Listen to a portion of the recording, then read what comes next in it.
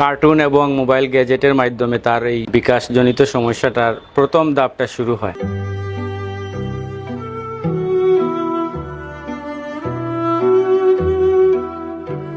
বিয়ানীবাজার পৌর এলাকার কসবা গ্রামের 4 বছরের শিশু আফসার বেলাল বাবা মায়ের একমাত্র সন্তান। 2 বছর বয়স পর্যন্ত সে ছিল হাসিমাখা, প্রাণবন্ত। হাঁটা চলা, কথা বলা সবকিছুই ছিল স্বাভাবিক, কিন্তু অল্প সময়েই বদলে যায় তার জীবন। আফসারের বাবা সুজন আহমদ কর্মজীবনের তাগিদে প্রবাসে পাড়ি দেন।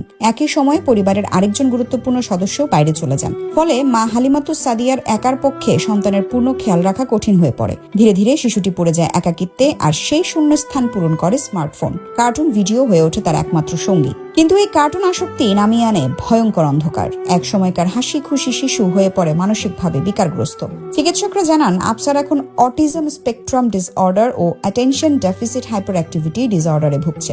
আমার সন্তান যখন তার বয়স 18 মাস 19 মাস চলতেছিল, হাঁটা চলাফেরা, কথাবার্তার 8-10টা বাচ্চাদের মতো যে বিকাশটি ছিল সেগুলো ঠিকই ছিল পুরোপুরি। পরবর্তীতে যখন আমি বিদেশ চলে যাই, যাওয়ার পর সে অনেকটা একা হয়ে যায়। আমাদের পরিবারে আরেকজন সদস্য তিনিও বিদেশ চলে যান, আমার ছোট বোন। তারপর সে অনেকটাই একা হয়ে যায়। তার মা অনেক সময় দুষ্টুমি করলে ওই মোবাইল দিয়ে বসিয়ে রাখতেন, বা বাচ্চার যে 8-10টা বাচ্চার সাথে যে মিশার যে প্রবণতা, সেটা পারিবারিক কলহের কারণে, পরিবেশগত সমস্যার কারণে 8-10টা বাচ্চার সাথে মিশতে পারে। সেক্ষেত্রে মোবাইল সে 3 থেকে 4 মাস কার্টুন এবং মোবাইল গ্যাজেটের মাধ্যমে তার এই বিকাশজনিত সমস্যাটার প্রথম ধাপটা শুরু হয়। এই মোবাইল গ্যাজেটের মধ্যে কয়েকটি কার্টুন সে দেখেছে প্রচুর, এবং কার্টুনের যে কথাবার্তাগুলো তার ব্রেইনেও আলটিমেটলি কিন্তু এফেক্টেড হয়ে গেছে। এটা বিজ্ঞানসম্মত, ডাক্তাররাও কিন্তু সেই বিষয়ে কিন্তু আমাকে অবগত করেছেন। এবং আমার বাচ্চার বয়স যখন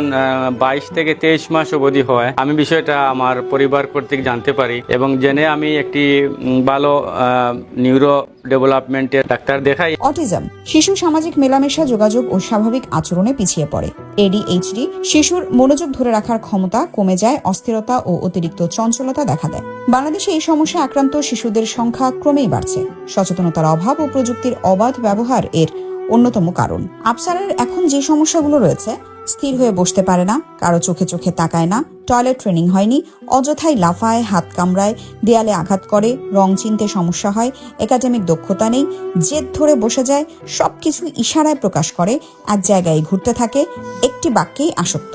চাঁদের মতো ফুটফুটে চেহারার আফসারকে নিয়ে মা বাবা দেশ বিদেশের ডাক্তারদের কাছে ছোটাছুটি করেছেন। অবশেষে সিলেটের একটি আর্ট অ্যান্ড অটিস্টিক স্কুলে ভর্তি করানো হয় তাকে।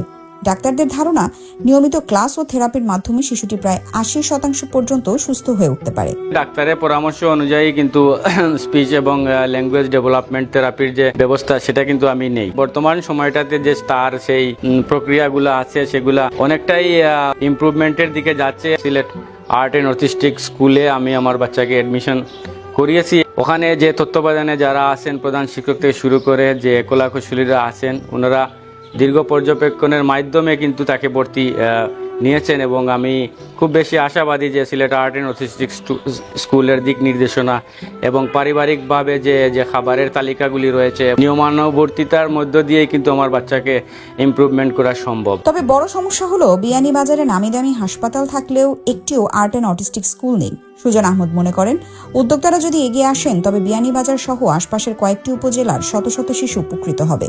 ADHD সমস্যা নিয়ে দেশে অনেক প্যারেন্টসরা কিন্তু আমার মতোই ভুক্তভোগী। তো এখানে যে কষ্টের যে ব্যাপারটা, আসলে আমরা উপজেলা শহরে বসবাস করি, মধ্যবিত্ত ফ্যামিলি আমরা বিলংস করি, সেক্ষেত্রে কিন্তু এখানে কষ্ট কিন্তু অনেকটা ব্যয়বহুল। দেখেন জেলা শহরে কিন্তু টাকা, এখানে বাসা দিয়ে টাকা, প্লাস হলো এখানে যে তার ট্রিটমেন্টের যে যাতায়াত খরচ, এখানে মাসিক থেরাপির যে টাকা বা ফিস, যেগুলা কিন্তু সব ফ্যামিলিও কিন্তু সার্ভাইভ করতে পারতেছে না। নিজের সন্তান সেই হিসাবে, বাবা হিসাবে যতটুকু, সবটুকুই দিয়ে কিন্তু আমি চেষ্টা করছি আমার সন্তানের ইমপ্রুভমেন্টটি করার জন্য। এবং আমি আপনাদের সবার দোয়া এবং ভালোবাসা প্রত্যাশী, এবং আমি বিয়ানীবাজার উপজেলার দৃষ্টি আকর্ষণ করছি। আমাদের বিয়ানীবাজারে কিন্তু প্রচুর প্রাইভেট উন্নত মানের হসপিটাল কিন্তু রয়েছে। তো উনাদের প্রতি আমার একটাই অনুরোধ থাকবে যে যদি অটিজম বা ADHD বাচ্চাদের প্রতি যদি একটু সহানুভূতি নজর দিয়ে যদি একটি বিশেষায়িত একটি স্কুল অথবা একটি থেরাপি প্রতিষ্ঠান করেন, তাহলে অন্যান্য উপজেলা এবং বিয়ানীবাজার উপজেলা সহ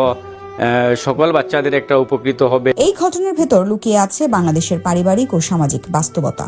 প্রবাসী পরিবারের সন্তানরা প্রায়ই বাবার স্নেহ ও সময় থেকে বঞ্চিত হয়। অনেক অভিভাবক সন্তানকে ব্যস্ত রাখার জন্য হাতে মোবাইল দেন, যা পরিণত হয় অভিশাপে। পারিবারিক কলহ ও অবহেলা শিশুর মানসিক স্বাস্থ্যে নেতিবাচক প্রভাব ফেলে। খেলার মাঠ, সামাজিক মেলামেশা, যৌথ পরিবার সবকিছুর অভাব আজ শিশুদের একাকিত্ব বাড়াচ্ছে। মনোবিশেষজ্ঞদের মতে শিশুর সবচেয়ে বড় ওষুধ হলো বাবার সময়, পরিবারের ভালোবাসা ও খেলাধুলার পরিবেশ। মোবাইল ফোন তার বিকল্প হতে পারে না। আফসার বেলালের গল্প একটি পরিবার নয়, এটি পুরো সমাজের প্রতিচ্ছবি।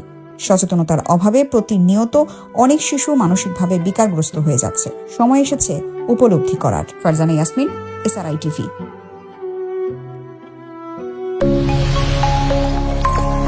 SRI TV, your voice, your media.